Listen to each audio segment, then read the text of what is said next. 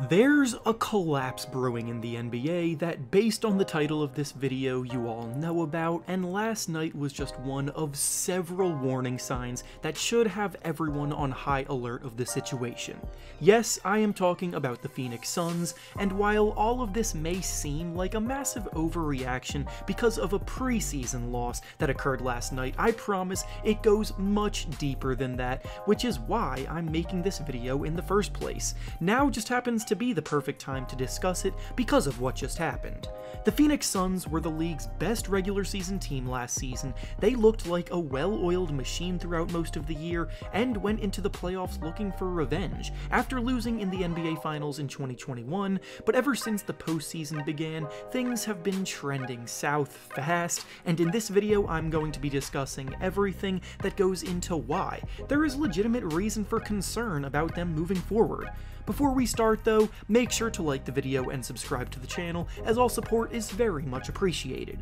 Now with that being said, let's begin. So last night, the Phoenix Suns played a preseason game against the Adelaide 36ers of Australia's NBL League in what was supposed to be a light reintroduction of game speed play, and it ended up being an utter disaster for one of the NBA's top dogs, as the 36ers beat the Suns by double digits in the game. From the beginning, the 36ers came out hot, and they didn't let up the whole rest of the way through, and it ended in maybe the most embarrassing upset an NBA team has seen in a while. Now, of course, there is context of the Suns starters only playing about half of the game, and they probably weren't going all out in a glorified scrimmage, but the fact that there were already underlying issues bubbling up beforehand that led us to this point makes this a situation that we can no longer ignore. So let's go back to where it all started.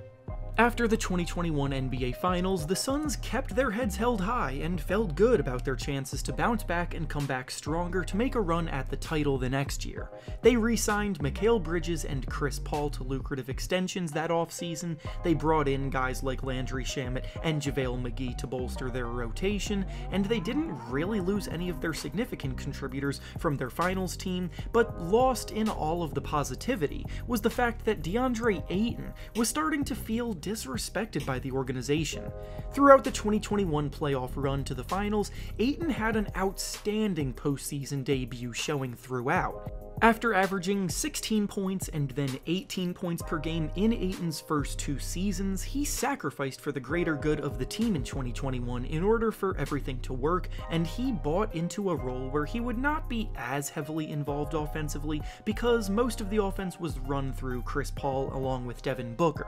In the playoffs, his play elevated even further as he scored 20 or more points in 8 different playoff games, he looked more aggressive and converted his opportunities incredibly efficiently, he didn't necessarily force anything and he played within the flow of the offense, and he served as the team's defensive anchor in the middle, holding it down tremendously well on that end. During that following offseason, Ayton, like the rest of his class members from the draft of 2018, was up for a contract extension, and after contributing as well as he did to a team that just made the NBA Finals, he rightfully believed that he deserved to be paid accordingly. That summer, he watched several of his classmates sign massive contract extensions, including the obvious ones like Luka Doncic and Trae Young signing max contracts, but also players like Shai Gilgeous-Alexander and Michael Porter Jr. got paid max contract extensions, and there's no reason why Ayton shouldn't have been demanding the same if someone like Porter Jr. is being paid like that after one single above-average season after an incredibly injury-riddled career to this point for him. The Suns, however, did not agree with this, and after negotiations went on for some time that summer, they stalled before the season started, and this is where tensions began to rise between Ayton and the organization. Ayton was the #1 pick in the draft by his team.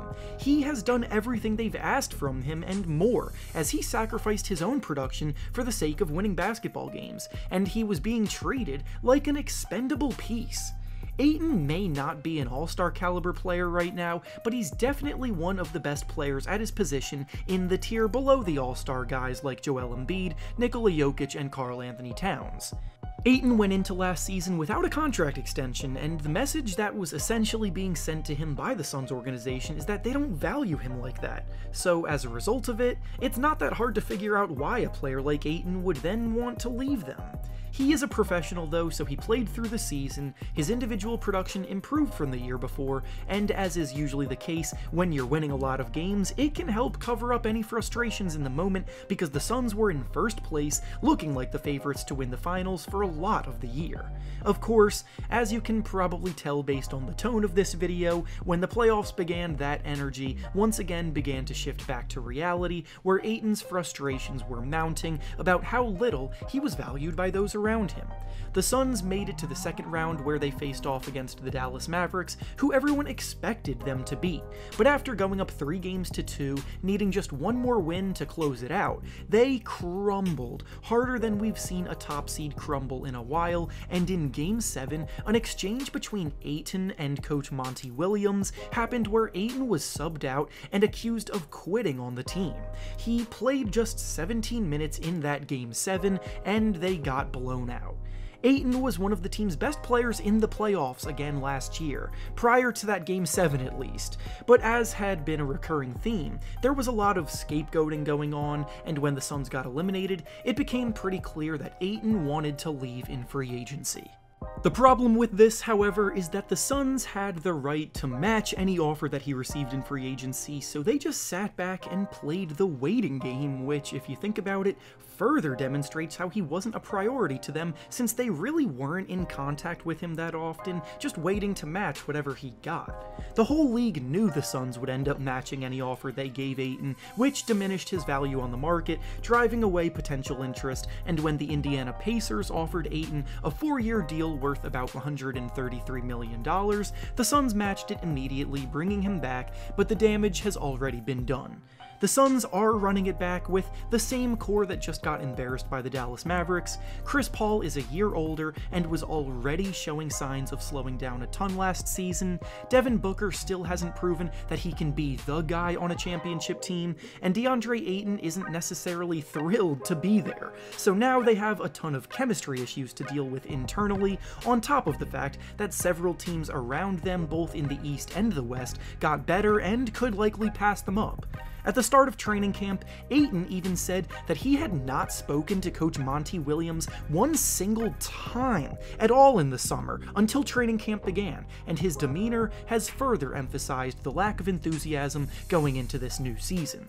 So here we are, back in the present where the first game the Suns have played post-embarrassment against the Mavericks was, as you already know, yet another embarrassment, this time at the hands of a team from Australia.